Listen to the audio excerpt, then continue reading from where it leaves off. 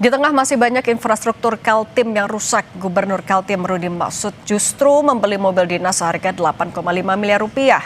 Pengadaan mobil dinas mewah ini menuai kritikan.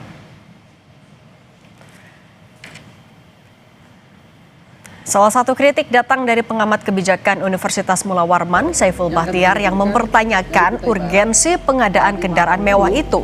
Apakah benar-benar berkaitan marwah Kaltim atau justru kepentingan elit pimpinan? Saiful juga menyoroti peran tim anggaran pemerintah daerah dan badan anggaran DPRD Kaltim. Ia mempertanyakan dasar logika para penyusun anggaran yang meloloskan angka 8, miliar rupiah tersebut. Pemprov Kaltim hari ini kita terhenti sementara. Tetapi tidak memperhatikan prinsip dasarnya. Prinsip dasar dalam penyusunan APBD itu adalah pertama misalnya harus memperhatikan asas efektif dan efisien. Jadi anggaran itu memang terukur, terarah, dan tepat sasaran. Yang kedua bahwa dalam penyusunan anggaran itu harus memperhatikan skala prioritas urusan-urusan publik. Anggota DPRD Komisi 12 Dapil Kaltim, DPR RI Komisi 12 Dapil Kaltim, Syafruddin menyebut pengadaan mobil gubernur senilai 8,5 miliar rupiah tidak cocok di tengah upaya efisiensi akibat menurunnya transfer ke daerah atau TKD. Menurutnya, kebijakan ini sangat mengecewakan rakyat yang hidupnya pas-pasan. Kebijakan ini tidak mencerminkan pemimpin yang punya kepekaan pada rakyat. Kita harus melihat keadaan dan kondisinya rakyat itu. Betul. Masa pejabatnya bermewah-mewah, rakyatnya bersusah-susah gitu kan? Iya nih, tapi katanya Pak Gubernur itu kan untuk menjaga marwahnya gitu loh. Nah ini yang salah saya kira. Marwah itu dijaga bukan dilihat atau diukur dari alat transportasi atau alat mobilitas ya, bukan.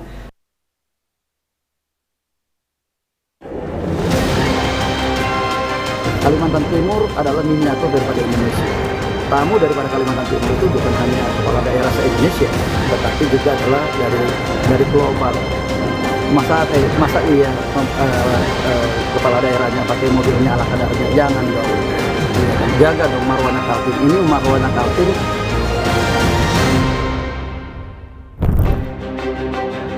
Kendaraan mewah ini adalah kendaraan pribadi milik Gubernur Kalimantan Timur Rudy Maksud yang sering digunakan untuk kunjungan kerja. Namun, Gubernur Kalimantan Timur Rudy Maksud membeli kendaraan serupa dengan fasilitas lebih mewah sebagai mobil dinasnya.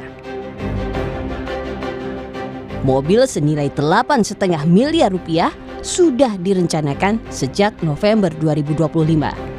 Gubernur Kaltim mengklaim pengadaan mobil ini sudah sesuai dengan peraturan Mendagri yang membatasi kapasitas mobil hanya 3.000 cc.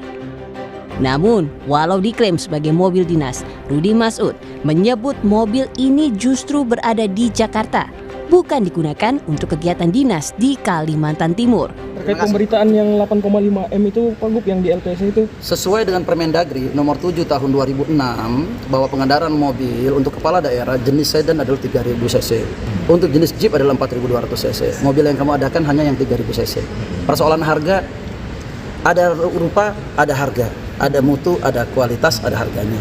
Kami tidak mengikuti berapa harganya, kami hanya pesan mobilnya itu saja. Sesuai dengan Permendagri. Sudah dicoba nggak Pak? Di Jakarta. Oh belum di mobilnya ada di Jakarta, karena memang dipakai untuk di Jakarta. Oh. Kontroversi pengadaan kendaraan dinas ini mencuat di tengah kebijakan efisiensi anggaran. Wakil Menteri Dalam Negeri Bima Arya meminta Pemprov Kaltim untuk mengevaluasi kebijakan membeli mobil dinas seharga 8,5 miliar rupiah. Bima Arya menyarankan agar pembelian mobil disesuaikan dengan kebutuhan dan sewajarnya. Didasarkan juga kepada surat edaran dari Kemendagri terkait dengan efisiensi. Karena itu Pak Menteri juga sudah berkomunikasi dengan Pak Gubernur. Saya juga secara langsung telah berbicara dengan Pak Gubernur, menyarankan kepada Pak Gubernur untuk meninjau kembali, melakukan evaluasi terkait dengan pembelian kendaraan dinas silakan Pak Gubernur berkoordinasi dengan bagian keuangan agar melakukan langkah-langkah yang sesuai dengan prinsip-prinsip efisiensi. Harganya yang wajar, tidak berlebihan, dan tentu Pak Gubernur memahami prosedurnya seperti apa, dan kami yakin Pak Gubernur bisa melakukan penyesuaian tadi. Gubernur Kalimantan Timur Rudi Masud memang kerap membagikan aktivitas meninjau sejumlah daerah dengan medan berat menggunakan kendaraan pribadinya di Instagram. Namun, pembelian mobil dinas mewah senilai 8,5 miliar rupiah menuai kritik karena tak hanya harganya mahal, tetapi mobil ini justru lebih banyak berada di Jakarta. Tim Liputan Kompas TV. Pengadaan mobil dinas mewah milik Gubernur Kalimantan Timur Rudi Masud menjadi sorotan. Di tengah kebijakan efisiensi anggaran, apakah membeli mobil mewah seharga 8,5 miliar rupiah ini tepat sasaran? Kita bahas bersama anggota Komisi 2 DPR RI fraksi Golkar Ahmad Irawan dan peneliti ICW Wan Alamsyah. Selamat petang semuanya. Selamat petang Mbak Cindy, selamat petang Pak. Selamat wabarakatuh.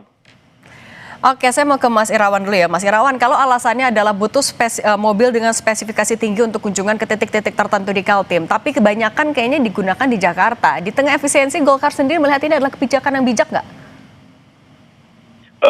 Jadi begini, yang pertama bahwa Pemprov Kaltim tersebut itu kan merupakan satu entitas pemerintahan sendiri. Mereka adalah pemerintahan daerah yang juga punya otoritas dan otonomi sendiri mengurus daerahnya.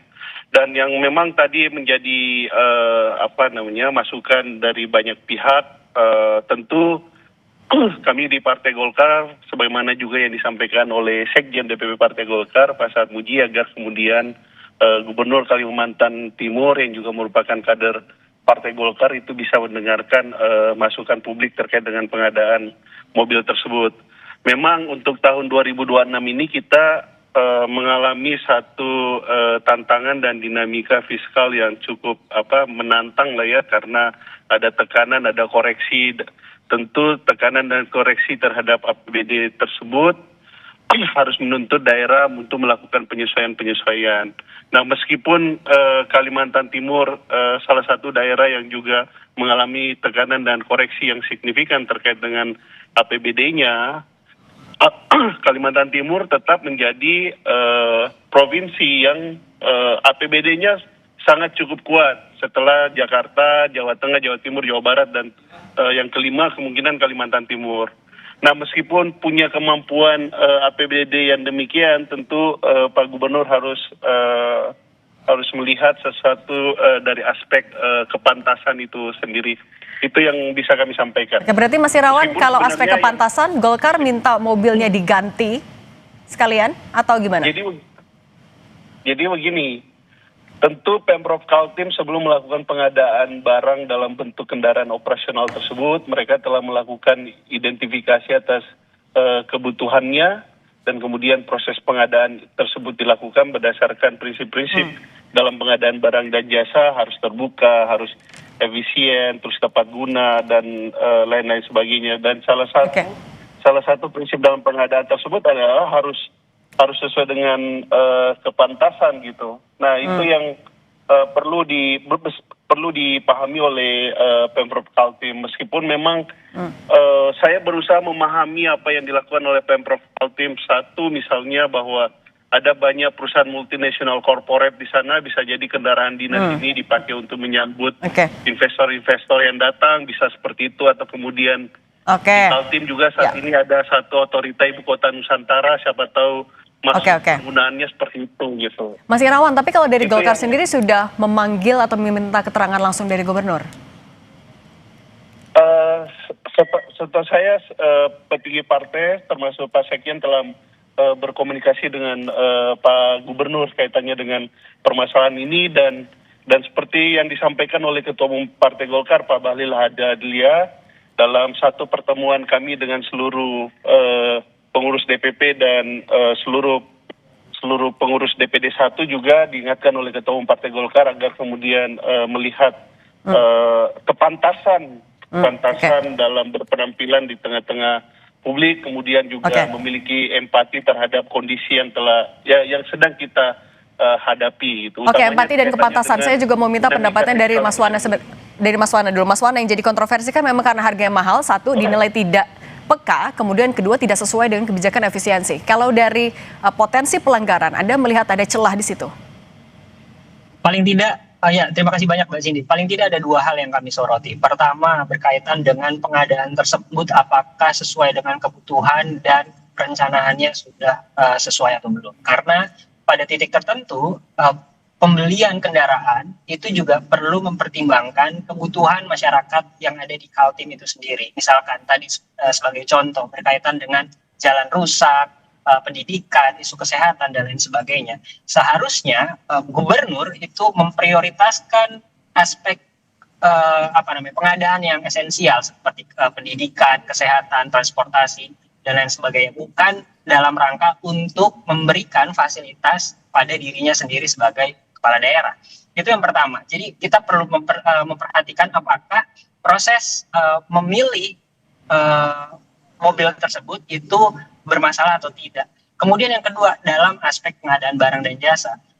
Kemarin malam kami mencoba untuk melakukan pengecekan terkait dengan proses perencanaan di dalam sistem informasi rencana umum pengadaan milik Provinsi Kalimantan Timur. Kami menemukan bahwa ada spesifikasi pekerjaan yang patut diduga itu mengarahkan ke merek tertentu atau perusahaan tertentu, yang mana di dalam kerangka hukum pengadaan barang itu tidak diperkenankan, karena itu nanti akan menimbulkan potensi persekongkolan atau bahkan potensi permainan harga begitu. Dan ini yang kami waspadai dan kami khawatirkan, sehingga harapan kami adalah Inspektorat Jenderal Kementerian Dalam Negeri itu wajib untuk melakukan penelusuran atau pengawasan atau melakukan audit terhadap pembelian mobil yang dilakukan oleh gubernur. Begitu. Mas Wana, tapi berarti audit ini juga termasuk kepada DPRD yang sudah menyetujui?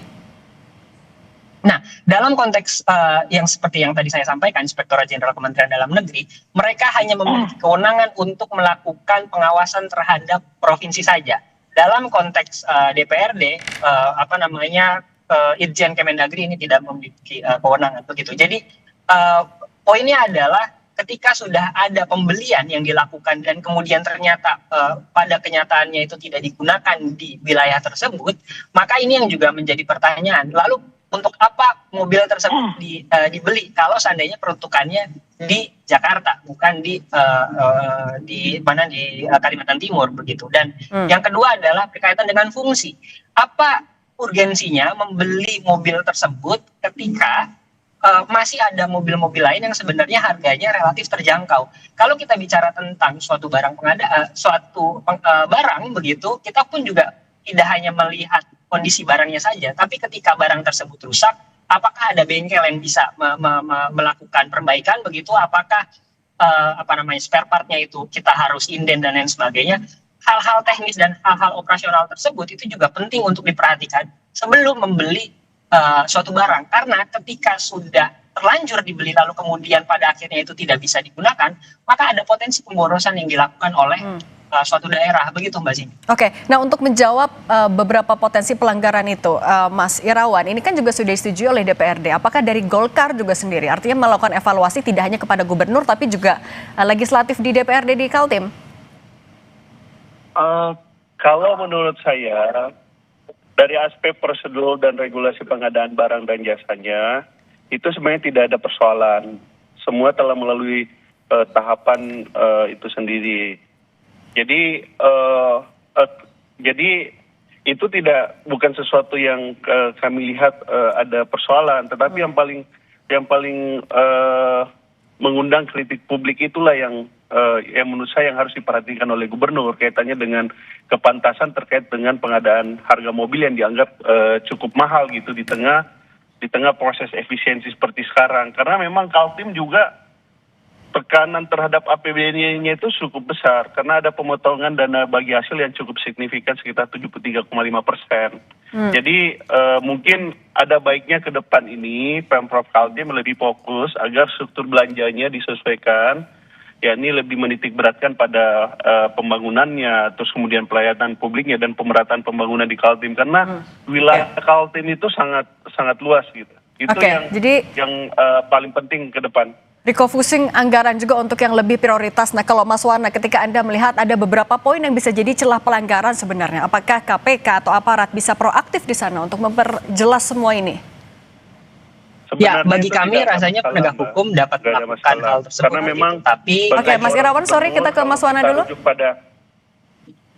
Ya, bagi kami sebenarnya penegak hukum layak untuk masuk begitu ya, untuk melakukan penelusuran. Tapi bagi kami yang penting untuk ditindaklanjuti pertama kali adalah dari Itjen Kemendagri, Inspektorat Jenderal Kemendagri begitu, karena pada titik tertentu bisa jadi belum ada tindak pidana korupsinya begitu. Tapi ketika sudah ada tindak pidana korupsinya, paling tidak seperti yang tadi saya sampaikan, ada potensi mengarahkan ke merek tertentu, karena di dalam sistem informasi rencana umum pengadaan spesifikasi pekerjaannya sangat jelas mengarahkan ke produk tertentu begitu, sehingga tidak ada ruang bagi merek lain atau produk lain itu dibeli begitu. Dan ketika problem ini muncul, bukan hanya masalah administratif saja yang timbul begitu, tapi kemudian ada persoalan persekongkolan gitu. Dalam konteks persaingan usaha, penting untuk mempertimbangkan bahwa ketika pemerintah membeli suatu barang itu tidak ada